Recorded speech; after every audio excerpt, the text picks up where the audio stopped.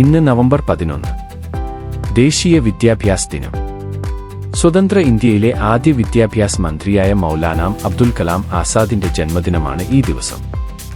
വിദ്യാഭ്യാസ രംഗത്ത് ഇന്ത്യയിലുണ്ടായ മുന്നേറ്റങ്ങൾക്ക് തുടക്കം കുറിച്ച പ്രധാനിയായ അദ്ദേഹത്തോടുള്ള ആദരസൂചകമായിട്ടാണ് ഈ ദിനം ആഘോഷിക്കുന്നത്.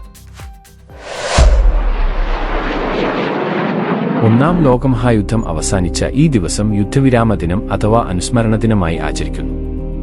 1918 11 മാസത്തിലെ 11 ദിവസത്തിലെ 11 മണിക്കാണ് ഇത് പ്രാബല്യത്തിൽ വന്നത്.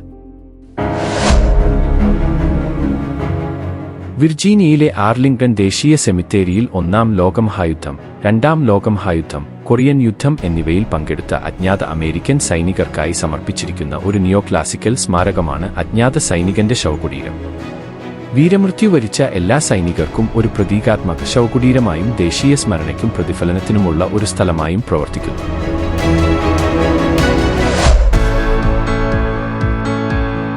ഗതാഗതരംഗത്ത് പുത്തൻ മാറ്റങ്ങളുമായി ദുബായ് ട്രാം പ്രവർത്തനം ആരംഭിച്ചു.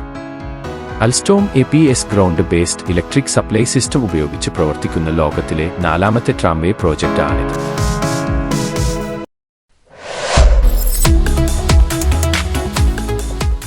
പ്രശസ്ത നടൻ ലിയനാർഡോ ഡികാപ്രിയോയുടെ ജന്മദിനം. ടൈറ്റാനിക് എന്ന വിശ്വപ്രസിദ്ധ സിനിമയിലെ നായകവേഷത്തിലൂടെ പ്രേക്ഷകരുടെ പ്രിയ നടനാണ് അദ്ദേഹം. ഓസ്കാർ അവാർഡ് ജേതാവായ അദ്ദേഹത്തിന് 3 തവണ ഗോൾഡൻ ഗ്ലോബ് പുരസ്കാരവും ലഭിച്ചിട്ടുണ്ട്.